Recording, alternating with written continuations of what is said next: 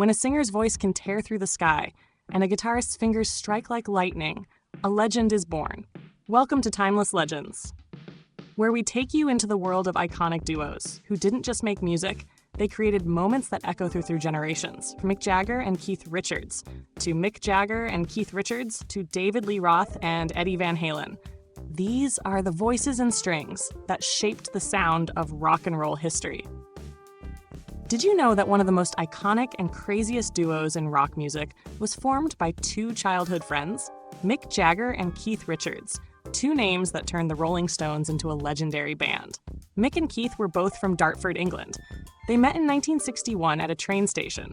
One had a Chuck Berry album, the other had a passion for blues, and that's where the most dangerous partnership in rock music began. In 1962, they founded the Rolling Stones. Jagger's magnetic stage presence and Richards' powerful guitar performances, their first big hit was I Can't Get No Satisfaction, a riff that shook the entire world. With time, along with fame came addiction, controversies, and internal conflicts. Many times it felt like the duo would break up, but music always brought them back together. Keith once said, "Mick is my brother, my friend, my enemy, and my soulmate, all in one." That was their magic. Despite the conflicts, they never left the band. Even after 60 years, this duo still rocks the stage. Mick is nearly 80, but his energy is the same as when he was 20.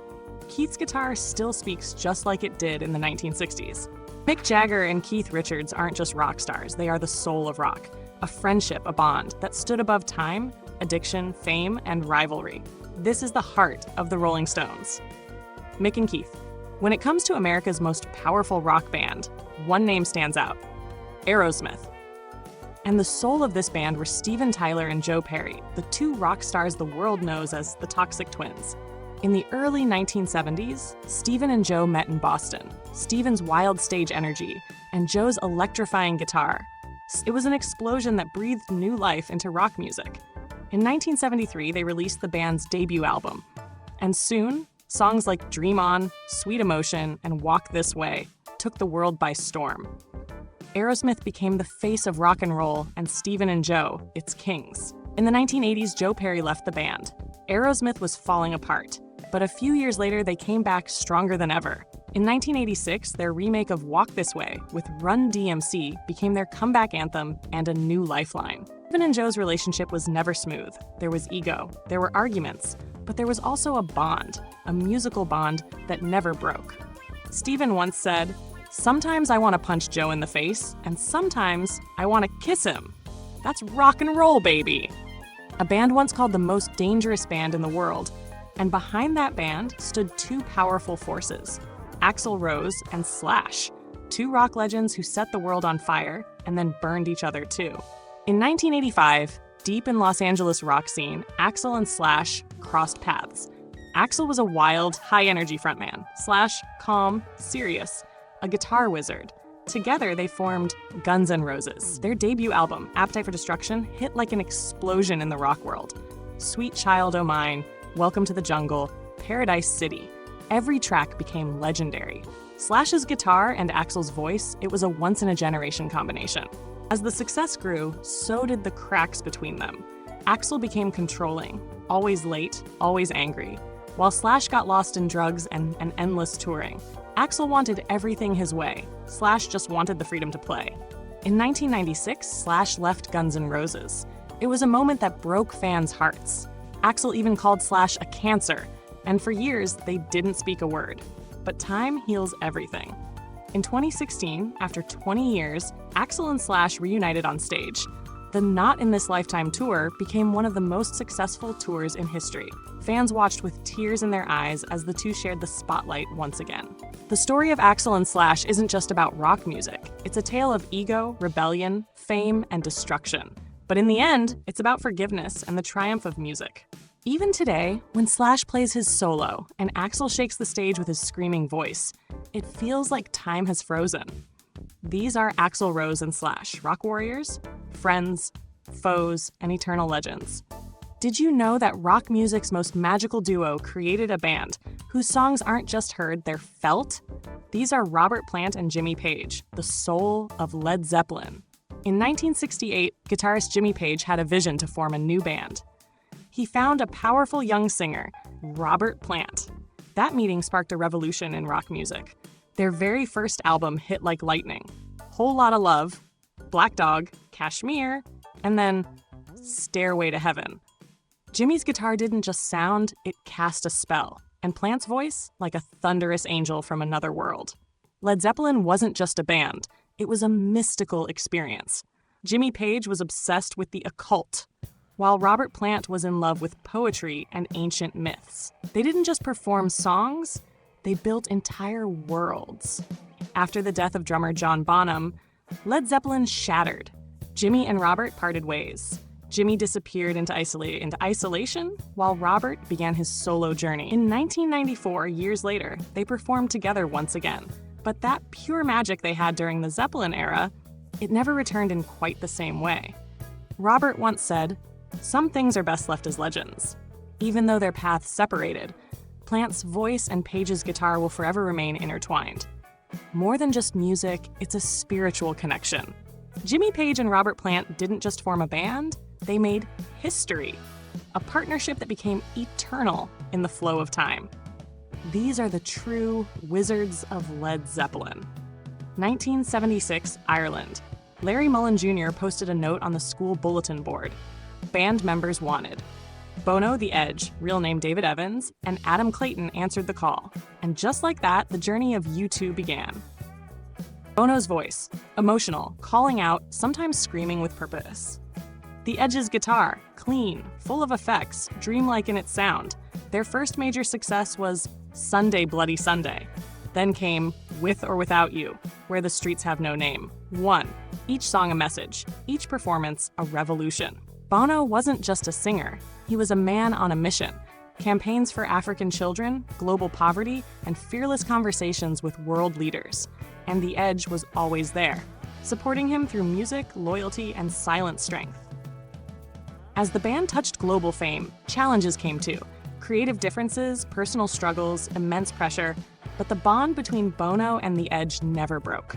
Bono once said, "I wouldn't be who I am without The Edge. He is my best friend, my conscience, my brother in sound." Even after 40 years, U2 remains one of the biggest bands in the world.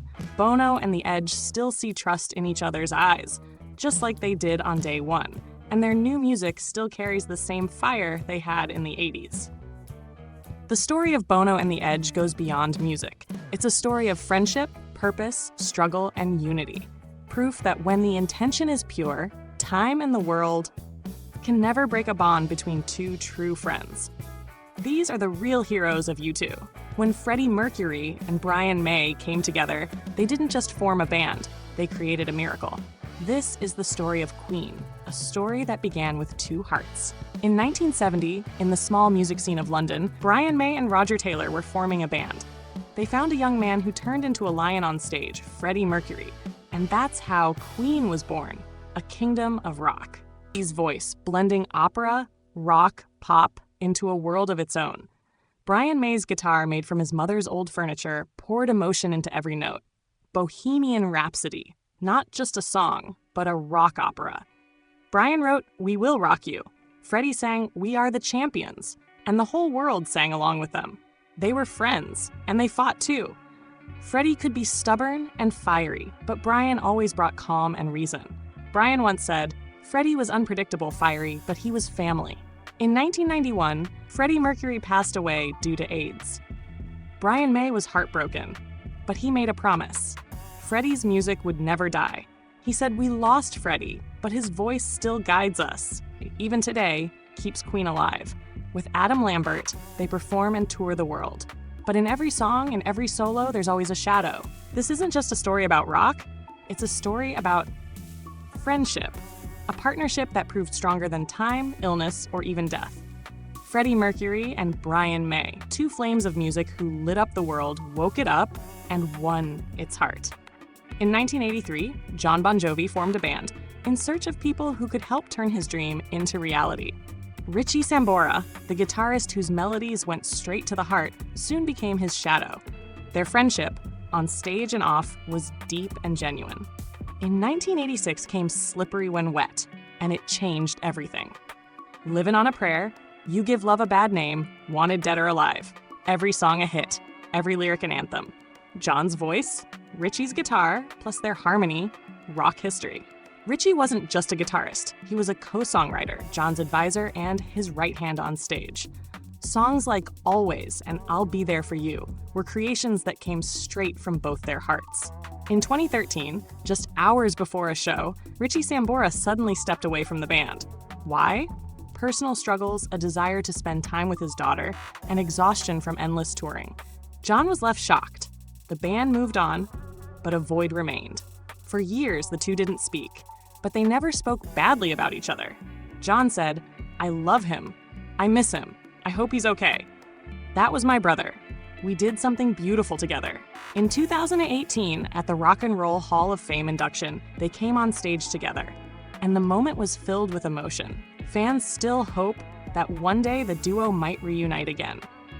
The story of John Bon Jovi and Richie Sambora isn't just about rock music. It's the story of true friendship, a powerful creative bond, and a chapter that still feels unfinished. Together or not, their music will always remind us that we're all still living on a prayer. When rock music becomes more than just sound, when it becomes rebellion, there are always people behind it.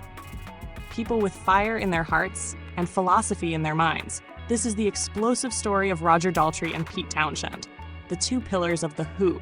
In 1964, two young men from London set out to form a band. Pete Townshend, a brilliant philosophical guitarist and songwriter. Roger Daltrey, a tough, emotional, and powerfully voiced singer. From the start, they were opposites. But that very contrast became their greatest strength. My Generation. It became the anthem of a restless youth. Pete would write, Roger would sing. And then came the legendary chaotic performances. Guitars smashed, drums destroyed, stages set on fire. The Who wasn't just a band, it was a statement. Their fights were infamous. On stage or backstage, tempers flared. Pete was intense and serious. Roger was raw and emotional. But every time they stepped into the studio, something magical happened. Pete once said, "Roger is not my friend, he's my partner in war." Pete Townshend created two rock operas, Tommy, 1969, and Quadrophenia, 1973. These weren't just albums, they were epics. And Roger Daltrey gave them soul and fire through his voice. In 1978, the death of drummer Keith Moon shook The Who. Later, bassist John Entwistle also passed away, but Pete and Roger, whose relationship was always fragile, slowly began to understand each other more deeply. Today, they are elder rock statesmen and true friends at last. The story of Roger Daltrey and Pete Townshend teaches us that conflict, ego, and anger, when poured into music, become art. The Who will live on forever, because these two didn't just make a band, they built it with heart, mind, and soul. When one man is leaping across the stage and the other is shredding the guitar like lightning, you know you're watching Van Halen. David Lee Roth and Eddie Van Halen, two men from completely different worlds, who together created a sound that changed rock music forever. In 1974, Eddie Van Halen was running a band with his brother, Alex. Then came along a wild show-off singer, David Lee Roth. At first, no one thought this duo would last, but the fire had already started, and it roared. Their 1978 debut album Van Halen hit like a bomb on the rock scene. Running with the Devil, Ain't Talkin' About Love, instant classics. And Eddie's Eruption solo? A moment that redefined the guitar forever. David's voice, wild energy, and stage presence, Eddie's quiet genius and revolutionary playing, a dreamlike contrast. As the band grew, so did the egos. David wanted the spotlight, Eddie wanted musical depth. By 1985, things exploded, and David Lee Roth left the band. The soul of Van Halen had split in two. David went on to build a solo career. Eddie kept Van Halen alive, bringing in new vocalist Sammy Hagar. Success continued, but fans still wondered, will David and Eddie ever reunite? In 2007, at long last, David Lee Roth returned. Eddie was ill, but the music still burned bright. In 2012, they released a different kind of truth, and glimpses of the old magic returned. But in 2020, Eddie Van Halen passed away, and the story came to a close. The story of David Lee Roth and Eddie Van Halen wasn't just a friendship, it was an explosion. They clashed, but they were never complete without each other. These were the two pillars of Van Halen, one fire, one light, and together, immortal. This is the story of Ann and Nancy Wilson, two sisters who didn't just survive in the male-dominated world of rock music, they conquered it.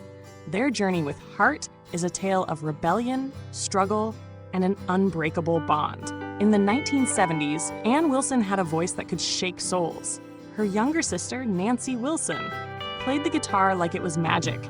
Together, they joined a band called Heart and proved to the world that women can be rock stars. In 1976, they released their breakout album, Dreamboat Annie.